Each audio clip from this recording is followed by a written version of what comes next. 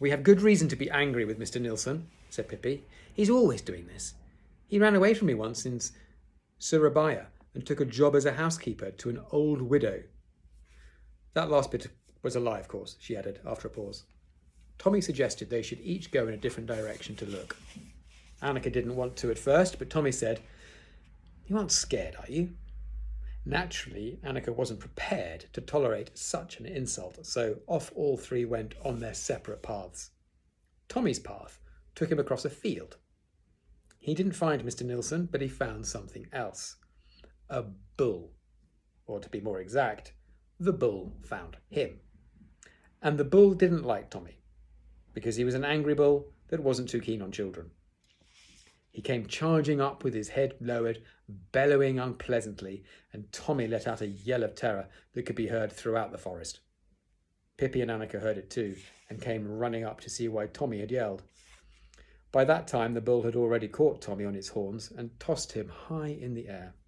"Oh, such a foolish bull," Pippi said to Annika, who was sobbing inconsolably. "That's really no way to behave. He'll get Tommy's white sailor suit all dirty. I must go and talk some sense into the pesky animal." And so she did. She ran up to the bull and pulled its tail.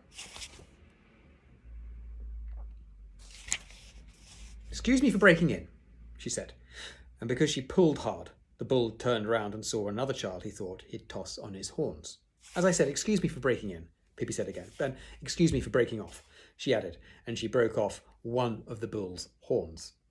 "It isn't fashionable to have 2 horns this year," she said. "This year the better kind of bull has only 1 horn, if they have any at all," she said, and broke off the other one as well. Because a bull has no feeling in its horns, the animal didn't know its horns had gone. It butted and butted its head, and if it had been anyone other than Pippi, that child would have been pulp by this time. "Stop tickling me," shouted Pippi. "You have no idea how ticklish I am." Stop it, I'll kill myself laughing." But the bull didn't stop, and finally Pippi leapt up onto his back to get a moment's peace. She didn't get that much peace, of course, because the bull didn't like having Pippi on his back.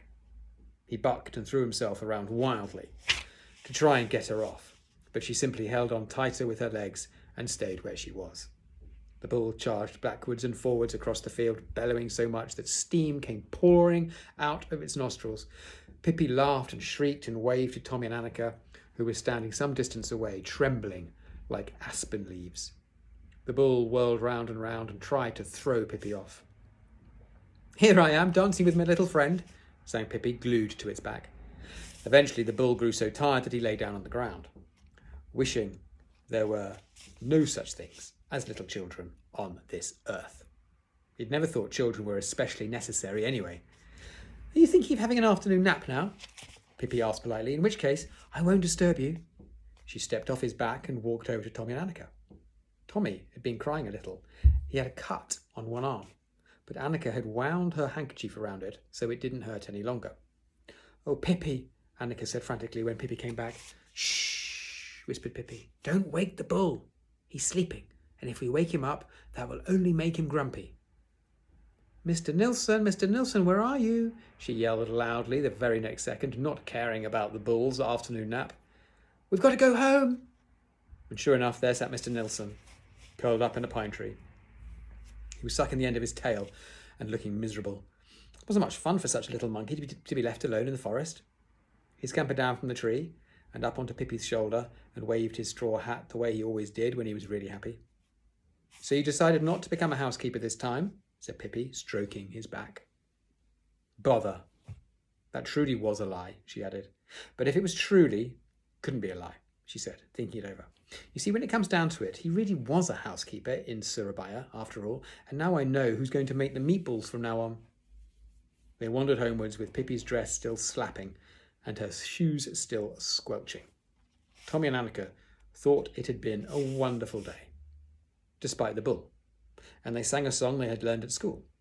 A summer song, really, and it would soon be autumn, but they thought it would do very well anyway. Pippi joined in, but she didn't sing quite the same words.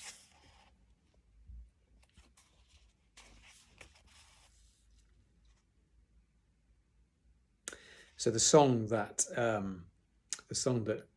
Tommy and Annika sing, I don't know the melody, the tune, but if I read the song, Tommy and Annika are singing, "We're walking in the sunshine and singing as we go. You never hear us moaning. We're singing as we go. Hello, hello. Hey everyone, join in the song. Don't sit at home, lazy and alone. We never stop, walking to the top of the highest hill, up and up and up. We're walking in the sunshine and singing as we go. Hello, hello." But this is Pippi's version. "I'm walking in the sunshine and singing as I go. I do just what I want to, but I'm squelching as I go. Squelch, squash, squelch, squash, but oh my shoes, golly and gosh, they're going squelch and splosh and squelch and splosh, 'cause my shoes are wet and the bull's a pest, and I love rice pudding the best. I'm walking in the sunshine and squelching as I go. Squish, squash, squish, squash." I'm going to stop there today. Tomorrow, Pippi goes to the circus. Mr. Nilsson is maybe going to see some of his relatives, perhaps. Who knows? Right, okay. See you tomorrow. Bye.